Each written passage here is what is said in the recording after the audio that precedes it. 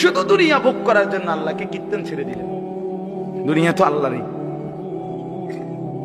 শুধু ভাতের জন্য, শুধু চাকরির জন্য, শুধু ব্যবসার জন্য, শুধু বউ বাচ্চা পালবার জন্য, শুধু একটা বিল্ডিং করার জন্য, জমি কিনবার জন্য, সমাজে কতদূর মাতব্বরি করবার জন্য কেন আল্লাহকে ছেড়ে দিলেন? দুনিয়া তো আল্লাহরই, তিনি না দিলে আমরা দিব কি? কথা বলেন না কেন? ওয়ায়াজআলুকুম খুলাফা আল আরদ, আল্লাহ বলেন আমার প্রতিনিধি হিসাবে জমিনে থাকবার সুযোগ আমি আল্লাহ করে থাকি। আমি নিরাপত্তা দিলেই তুমি ভালো থাকো, আমি নিরাপত্তা না দিলে তোমার বেল নাই। কথা বলেন না? সবই তো আছে, কিন্তু আমনের তো ফেটে অসুখ। টেবিল ভরা খানা, কিন্তু আমনের ফেটে সমস্যা, তো লাভ হইল কি?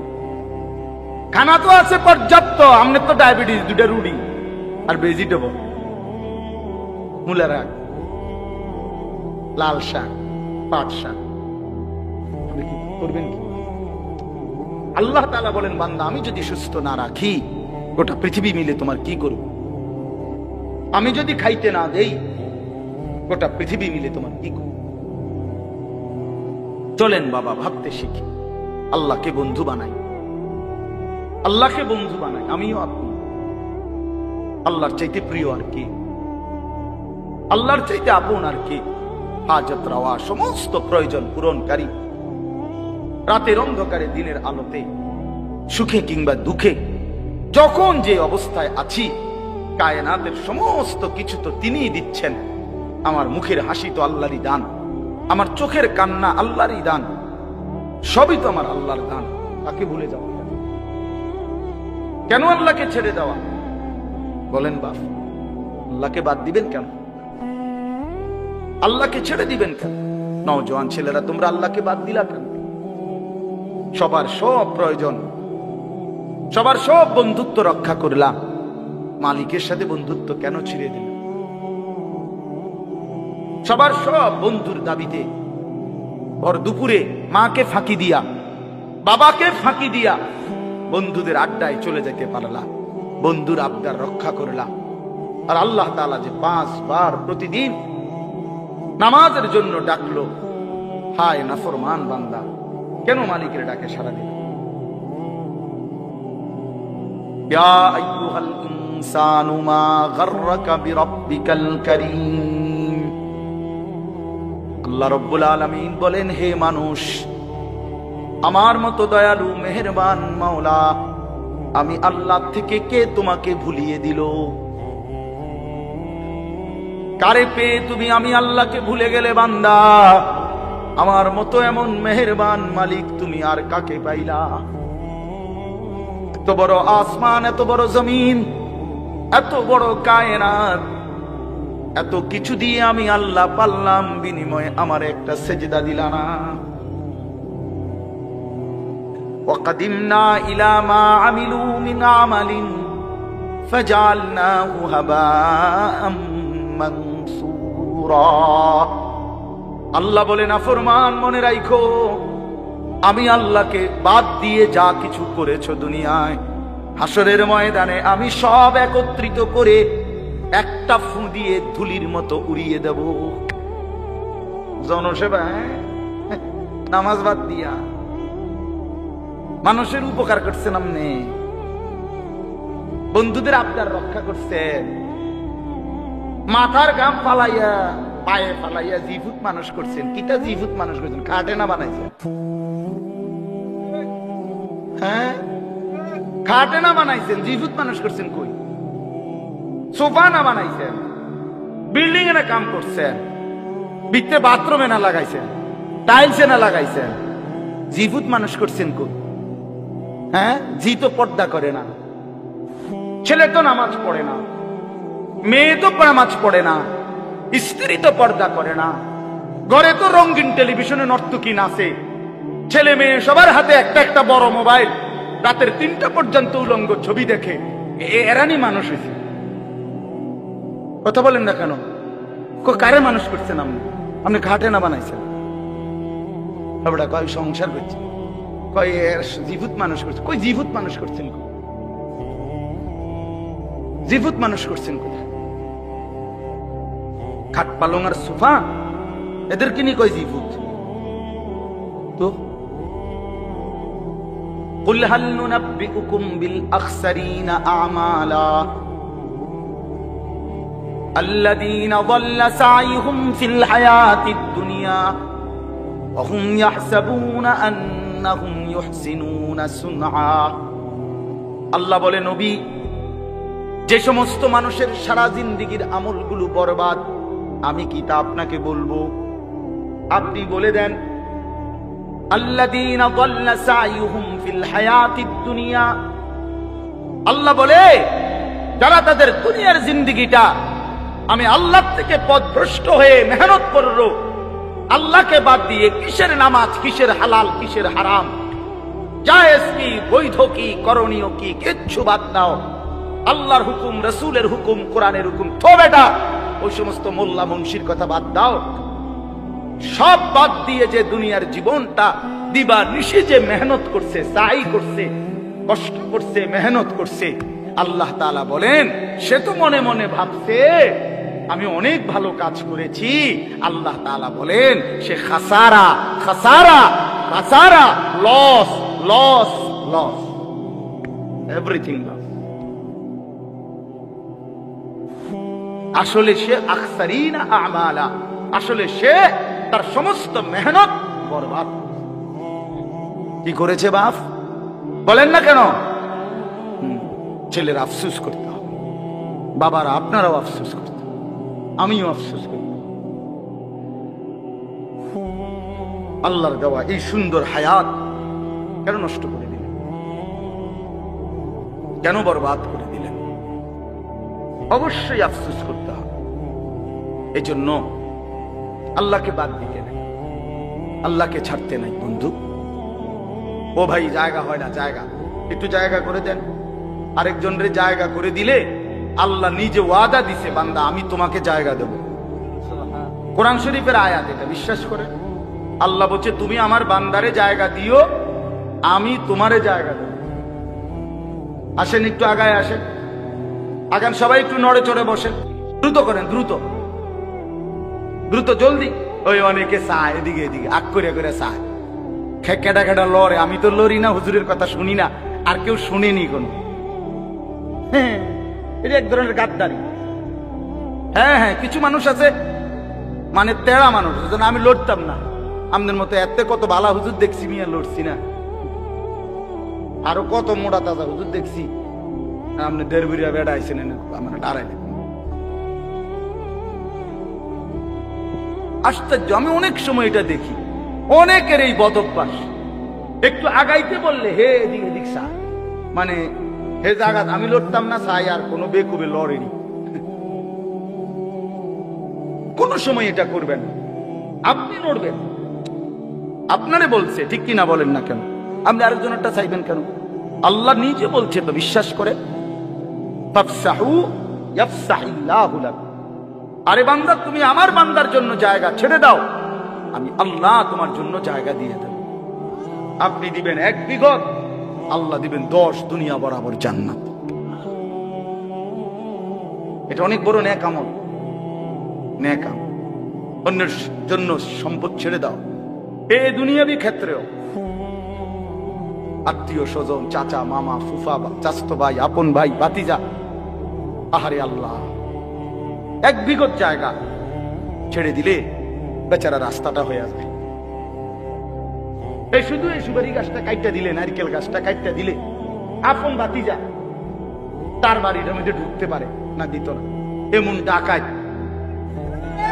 90 বছর বুড়া বাঁকা হইয়া গেছে কিন্তু এই ডাকাইতে এই জায়গাটা ছাড়তো না দিতাম না কইছি দিতাম না দিতাম না হ্যাঁ না কবরও তো নিত না এ তো জানি কবরে নিবেন না এটা দিতাম না কইছি দিতাম না দিতেন না দিতাম না কইছি দিতাম না পুতেরে বলে যায় মোরার সময় আব্বা আমার বাপের ওসিয়ত মনে রাখিছি মামলা চালাইয়া রাখবি সাবধান যদি তুই ছেড়ে দেস আমার কবর ফাইটটা দুঃখ বাইরে সাবধান দরকার হলে ভাত 2 বেলা কম খাইস কিন্তু মামলা চালাইয়া দেবে ওর সাসারে দেখাই দিবি জীবনে কি আছে হাই হাই আস্তাগফিরুল্লাহ, আস্তাগফিরুল্লাহ।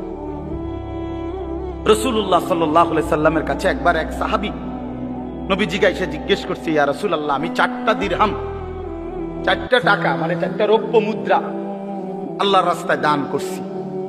একটা একজন এতিম গরিবকে দিছি, একটা একজন বিধবা নারীকে দিছি, একটা আল্লাহর রাস্তার মুজাহিদকে দিছি, একটা আমার আপন আত্মীয় দুর্বল তাকে দিছি।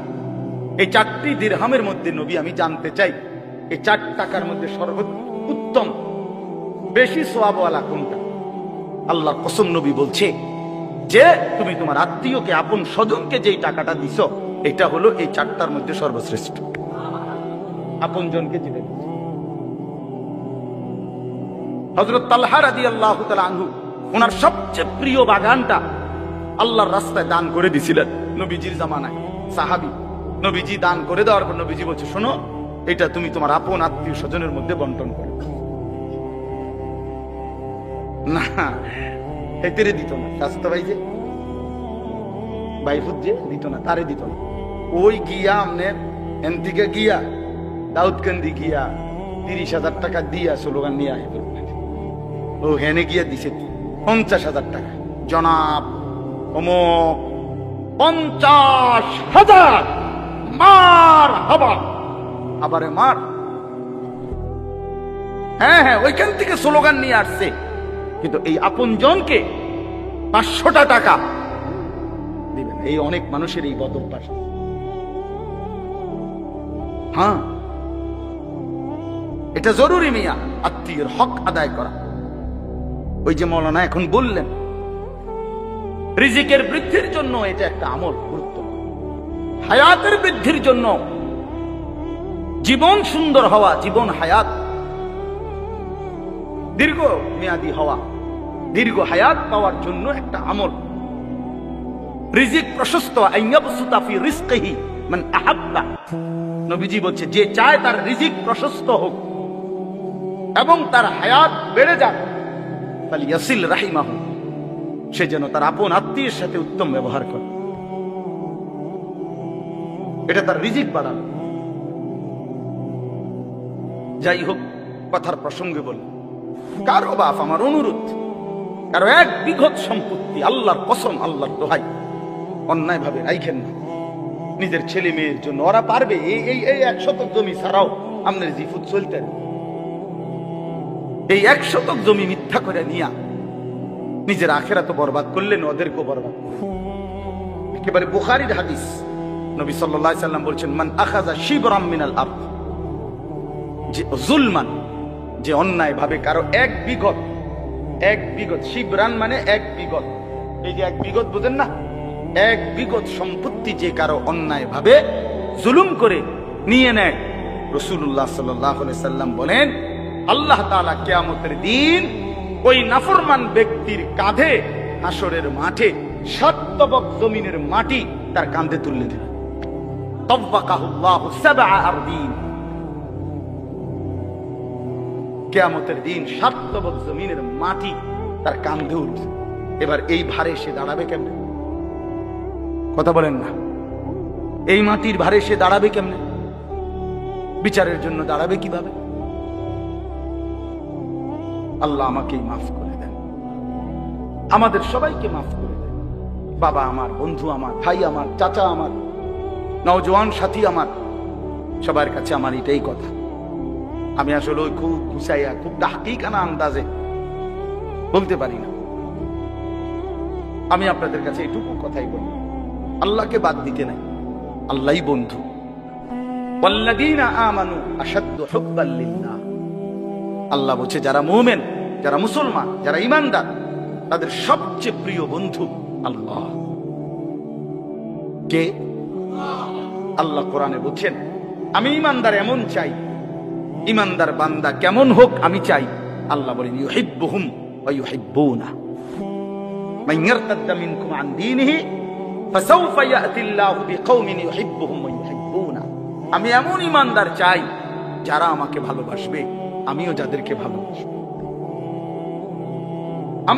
আমাকেই আপন মনে করবে। রাসূলুল্লাহ সাল্লাল্লাহু আলাইহি সাল্লাম বলেন, উম্মত, তোমার স্যান্ডেলের যদি ফিতাটাও ছিঁড়ে যায়, শিরাকা না আলাইক, তোমার স্যান্ডেলের যে ফিতা এটাও যদি ছিঁড়ে যায়, নবীজি বলছেন কাউরে বইল না, সবার আগে আল্লাহকে বলো। সবার আগে কাকে ডাকো? এটা মুসিবত, ছোট্ট মুসিবত। স্যান্ডেলের ফিতা ছিঁড়ে যাওয়া এখানে মুসিবত না, শুধুই মক্কা মদিনা, বিশেষ করে মক্কা শরীফ যদি কোনান দিয়ে ছিঁড়ে যায়, আমার জীবনে একবার ছিঁড়ছে। হ্যাঁ, কষ্ট কারে কয়? শুধু এক জোড়া জুতা কেনার জন্য হারাম শরীফের সীমানাটার থেকে দোকানটা পর্যন্ত গেছি, আমার পাওটা মনে হয় যেন পায়ের তালুটা জ্বলে গেছে। এক জোড়া জুতার জন্য দৌড় দিছি, দৌড়াইয়া গেছি, কোনো আইটা না, এত গরম এটা নিচে। কথা বুঝছেন? তখন বুঝা গেছে স্যান্ডেলের ফিতা ছিঁড়ে দেওয়াটা কি পরিমাণ মুশকিল। মানে ফিতাইটা ছিঁড়ে গেছে, এখন হাঁটতে পারতেছি না।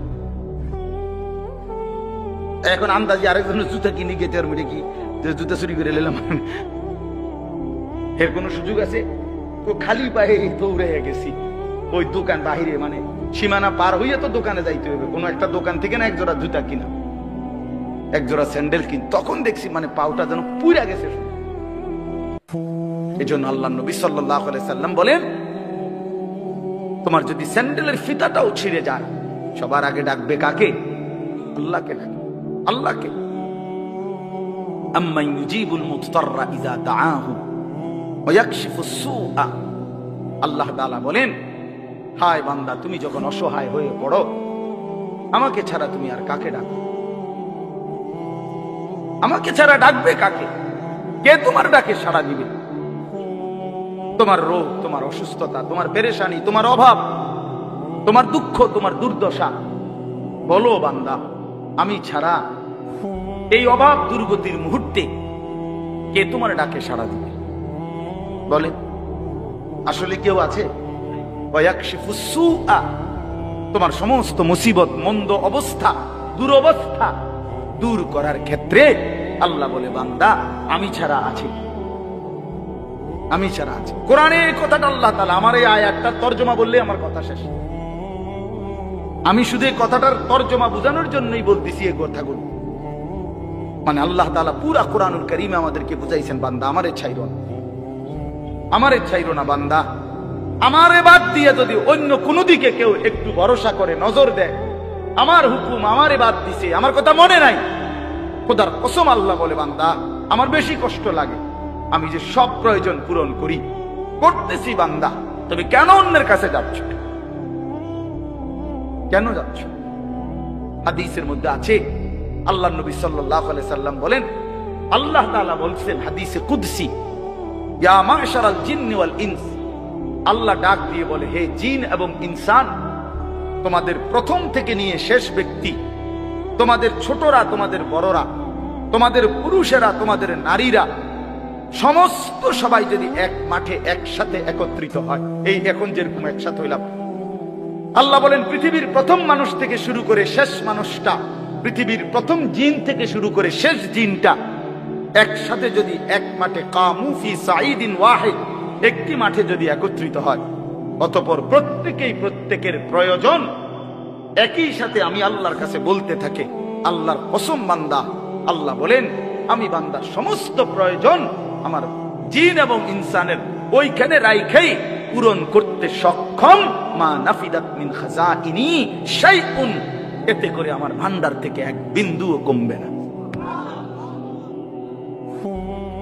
ওয়া ইন মিন শাইইন ইল্লা ইনদানা খাজাইনুহু, আল্লাহ বলে বান্দা কোন জিনিস এমন নাই যেটা আমি আল্লাহর কাছে স্টক সীমিত, এমন কিছু নাই। বলে খাজাইনুহু, প্রত্যেক জিনিস আমার এই সৃষ্টি জগতে আমার কাছে ভান্ডারে ভান্ডারে ভান্ডারে ভান্ডারে অগণিত,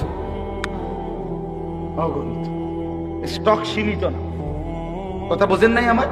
ওয়ামা নুনাজ্জিলুহু ইল্লা বিকাদারিন মা'লুম, আল্লাহ তাআলা বলেন আছে তো আমার কাছে ভরপুর, কিন্তু আমি রব্বুল আলামিন দুনিয়াতে দিয়ে থাকি পরিমাণ মতো। বুঝেন নাই? আছে তো ভরপুর, কিন্তু আল্লাহ দেয় দুনিয়াতে যখন যেটুকু দরকার, আল্লাহর ফয়সালা অতটুকু। কেন? আপনারা আমি একটা সহজ বুদ্ধি বলি, এই যে আমাদের যারা আমরা মাঝ বয়সী মানুষ, বয়স্ক লোকের চিন্তা, আমি মরিয়া গেলে আমার 3টা ফুট 2টা মাইয়া, তারার ঘরে নাতি নাতি মিল্লা প্রায় 12-14 জন, কেমনে চলবো? আরে আমি মরিয়া গেলে বাচ্চা কাচ্চা গুলা কেমনে চলবো? না, আমনি মরিয়া গেলে তারা সবাই বন খাইব। আমনি তো একমাত্র ভাত খাই না ছিলেন। আরে বাপরে, পৃথিবীতে আমনি শুধু কামলা আর সব কামলা। হ্যাঁ, পৃথিবীতে শেষ কামলা মরে যাইতে আছে বড়া। মানে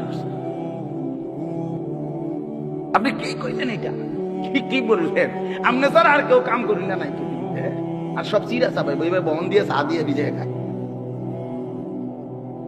তো আল্লাহ তাআলা বলে, বান্দা আচ্ছা ঠিক আছে, তুমি যেহেতু ভাবতেছ তোমার এই 15-16 জন জি ফুত নাতি নাতি কেমনে চলবো, কেমনে খাইবো, তো আল্লাহ বলেন আচ্ছা বান্দা একটা কাম করো, তারা প্রত্যেকেই মনে করেন 12 জন। আচ্ছা কথার কথা, তারা 60 বছর করে বাঁচবে, তো 6-12-72 720 বছর। তো 720 বছরে যা আলু লাগবো তা গো এটি আমি দিয়ে লাই একসাথে। হ্যাঁ, এটি তুইব না, এই যে চাচা করে দেখছো, শুধু আলুটির একদম কই আমি আগামী 30 বছরের আলুটি যদি দিয়ে লাই আপনার ঘরের, আপনি এটি তুইবেন কই? তারপরে পেঁয়াজ, তারপরে রসুন আদা, বুঝেন নাই কথাটা? আল্লাহ তাআলা বলে, বান্দা তো তুমি এরকম করো কেন? তুমি যে বলতেছো কেমনে চলবে ভবিষ্যতে, কতদিন ভবিষ্যৎ তুমি বলতেছো? তুমি ভবিষ্যৎ বলতে কয় বছর বুঝছো? তুমি কি জানো? তুমি জানো তার হায়াত কতক্ষণ? তুমি কেন ভবিষ্যৎ নিয়ে পেরেশান? ভবিষ্যৎ কি আবার? দুনিয়ার আবার ভবিষ্যৎ কি? দুনিয়া পুরাটাই বর্তমান, ভবিষ্যৎ শুধুই আখিরাত। ভবিষ্যৎ শুধুই কি? আখিরাত, আখিরাত, আখিরাত, আখিরাত, আখিরাত। ভবিষ্যৎ শুধুই আখিরাত। বিশ্বাস কর, দুনিয়া পুরাটাই বর্তমান, দুনিয়া পুরাটাই নগদ, ভবিষ্যৎ আখিরাত, বাকি পুরাটাই আখিরাত। এজন্য আল্লাহ তাআলা বলেন, আমি প্রয়োজন মাফিক দেই। তোমার কথা মতো যদি আমি সবকিছু একসাথে দিয়ে লাই, এটি ধুইবা কই, রাখবা কই, সংরক্ষণ করবা কেমনে? পারতা না তো বান্দা, সম্ভব না। এই জন্য চলেন, আমার কথা শেষ।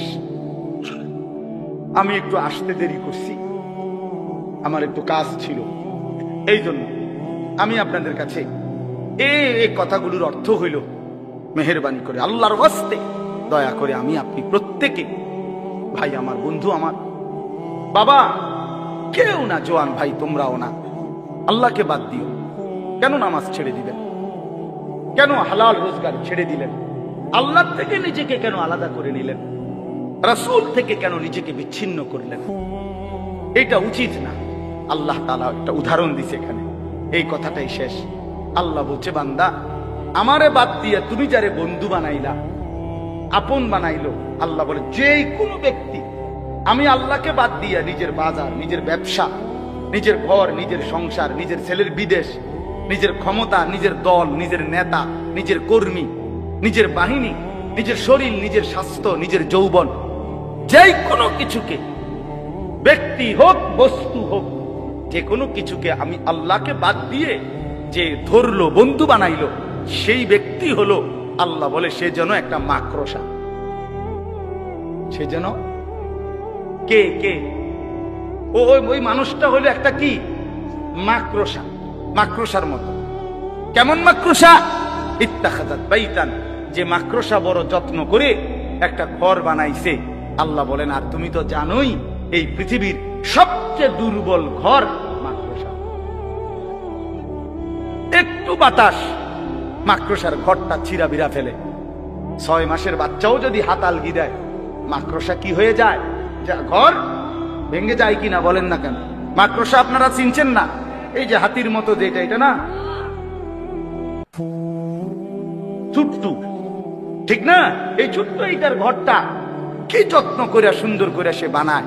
একটু বাতাস, মা বোনদের একটা ঝাড়ুর একটু বাড়ি, খালাস করলো, খালাস। Bedroom, drawing room, dining room, kitchen room, কিচ্ছু নাই, কিচ্ছু নাই, সব শেষ। আল্লাহ তাআলা বলেন, এইবার দেখেন, আল্লাহ বলেন, মাসালুল্লাযীনা ইত্তাখাযু মিন দুনিল্লাহি আউলিয়া আমি আল্লাহ উদাহরণ দিচ্ছি যে বা যারা আল্লাহকে বাদ দিয়ে অন্য কিছুকে বন্ধু বানালো, কামাথালিল আনকাবুত, সে যেন একটা মাকড়সার মতো। ইত্তাখাযাত বাইতান, মাকড়সা যেমন একটা ঘর বানাইলো, মাকড়সার ঘর। এই লোকটাও আমি আল্লাহকে বাদ দিয়ে একটা মাকড়সার ঘর বানাই। ওয়া ইন্না আওহানাল বুয়ুতি লাবাইতুল আনকাবুত, আল্লাহ তাআলা বলেন, আর মনে রেখো নিশ্চয়ই সবচেয়ে দুর্বল ঘর মাকড়সার ঘর। লাউ কানু ইয়ালামুন, হায় বান্দা যদি বুঝতা, তোমার চোখে দেখা মাকড়সার ঘর দুর্বল, ঠিক তুমি এটা বুঝে নাও যে আমি আল্লাহরে বাদ দিয়ে তুমি যেটাই ধরছো এটা দুর্বল, এটা মাকড়সার ঘরের মতো, এটা টিকবে না, এটা টিকবে না, এটা টিকবে না। 30 বছর পরেও আল্লাহকে বাদ দিয়ে যেটার উপরে ভরসা করেছিলা, 30 বছর পরে হলেও এটা থাকবে না, 100 বছর পরে হলেও থাকবে না, 16 বছর পরে হলেও থাকবে না। কারো উপরে ভরসা করো না, ভরসা শুধুই আল্লাহর উপর। কার উপরে? শুধুই আল্লাহ, শুধুই আল্লাহ। কোন দল, কোন ব্যক্তি, কোন রাষ্ট্রনায়ক, কোন প্রধানমন্ত্রী, কারো উপরে ভরসা করো না, কারো উপরে না। 2:30 থেকে পরের 2:30 পর্যন্ত আর টেকে না, ভরসা করো না, আল্লাহরে বাদ দিও না, গায়রুল্লাহরে ধইরো না। জীবনের সমস্ত প্রয়োজন পূরণে শুধুই কে? ইন্নাল্লাহা ইয়ালামু মা ইয়াদউনা মিন দুনিহি মিন শাই। আল্লাহ তাআলা বলেন, আমারে বাদ দিয়ে যেই কোনো বস্তুকে ধরলা আমি জানি সব। কে কাকে ধরলা, কে কার কাছে গেলা। আজকে 12 বছর জিফুত হয় না, এবার গেছে মাজারে। মাজারে যাই কি করছে? গাছের মধ্যে লাল হুতা বাঁধছে। কি ব্যাপার, সুতাইটা বাঁধলেন কেন? জিফুতে লেগে। আমি একবার একজন, বিশ্বাস করে আমি একজনরে বলছি হাসতে হাসতে, ভাই রশি না বাঁধা, লাল সুতা না বাঁধা, বেডিটারে বাঁধলে ভালো ছিল। যে বেডির বাচ্চা হয় না, এই বেডিরে কিন্তু টাঙ্গাইয়া তুলটা দিতে। কথা বলেন না, হুতা বাঁধেন কিনতেন। আল্লাহ তাআলা বলেন, বান্দা নিশ্চয়ই আমি আল্লাহ আমাকে বাদ দিয়ে যে কোনো বস্তুকে ডাকলো, ধরলো আমি জানি। আল্লাহ জানে, আল্লাহ দেখে। ওয়াহুয়াল আজিজুল হাকীম। আর আল্লাহ বলেন, শুনে নাও বান্দা, সব কিছুর মোকাবেলায় আমি হচ্ছি একমাত্র প্রকৃত ক্ষমতাবান। আল হাকীম, আমি হচ্ছি মহাজ্ঞানী। কখন কাকে দেব, কটুক দেব, কেন দেব, কখন দেব, সব কিছু আমি আল্লাহ জানি। আমার ফয়সালা তারে দিছি বলে তোমারই দিতে হবে, এজন্য তো আমি আল্লাহ বাধ্য না। হ্যাঁ, কথা বলেন না কেন? বাধ্য তো। আল্লাহ হেতারে দিলেন, আমারে দিলেন, তো তোমারে দিলেন না, কি অসুবিধা কি? হ্যাঁ, তোমার সমস্যা কি? তোমার কোনটা? কথা বোঝেন নাই? আমাদের নিজের কিছু আছে তো আমি আমার অধিকার চাওয়ার কি? আল্লাহর দয়া না চাইবেন, আপনি অধিকার চাইবেন কিভাবে? আল্লাহ আপনি আমার দিচ্ছেন না কেন? কিটা দিত না? তোমার কি? আমি এত কষ্ট করি তো তুমি এত কষ্ট করো কা? তুমি শুয়ে না দেখবা, বুঝেন? তার মানে আল্লাহ তাআলা বলেন, আমি হাকিম, আমি জানি বান্দা কাকে কি দেব, কখন দেব, কটুক দেব, এটা শুধু আমারই ফয়সালা। অতএব তুমি তুমি তুমি তাকিয়ে থাকো আমার দিকে, চাইতে থাকো আমার দিকে, বলতে থাকো আমার দিকে। পাইলেও আমি, না পাইলেও আমি, দিলেও আমি, না দিলেও আমি, হাসলেও আমি, কাঁদলেও আমি, সুখেও আমি, দুঃখেও আমি, সুস্থতায়ও আমি, অসুস্থতায়ও আমি। কে? ওয়াতিলকাল আমসালু নাদরিবুহা লিন্নাস। আল্লাহ বলেন, এভাবেই আমি মানুষদের জন্য দৃষ্টান্ত দিয়ে থাকি। যেমন এখানে দিলাম মাকড়সা। আল্লাহ বলেন, আমারে বাদ দিয়ে মাকড়সার ঘর বানাইও না। দুনিয়া পুরাটা মাকড়সার ঘর।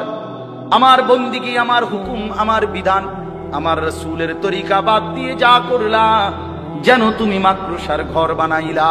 কিছুক্ষণ পরেই দেখবা কিছুই নাই, কিছুই নাই। ওমা ইয়াকিলুহা ইল্লাল আলিমুন।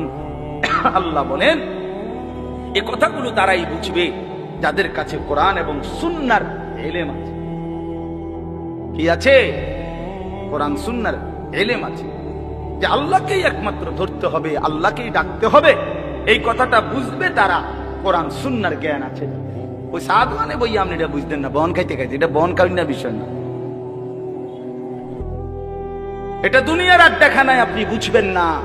এটা কোরআন সুন্নাহর মাধ্যমে বুঝবেন।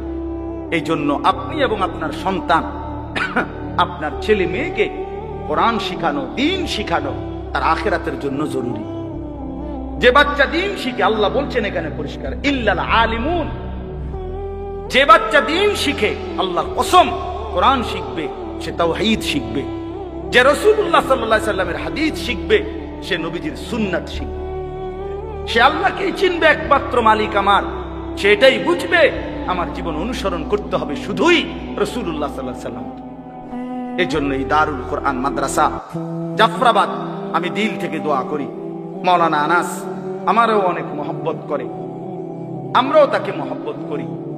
আমরা দোয়া করি এলাকাবাসী, আপনারা অনেক বাবা ভাই বসছেন, আপনাদের কাছে আমার অনুরোধ রইল প্রতিটা মাদ্রাসাকে ভালোবাসবেন। আপনারা যদি কেউ মনে করেন না যে মাদ্রাসা অনেক হইয়া গেছে, না, এখনো অনেক হয়েছে না। যে পরিমাণ সাদওয়ান, এই পরিমাণ মাদ্রাসা অনেক হয়েছে না। যে পরিমাণ মুদি দোয়ান, ডেইলি সিএনজি চলে যতটা, মাদ্রাসা কোনো এতটা না। এখনো মানুষের ঘরে যে পরিমাণ টেলিভিশন চলে, তার 100 ভাগের 1 ভাগও আল্লাহর কথা চলে না। কথা বলেন না কেন?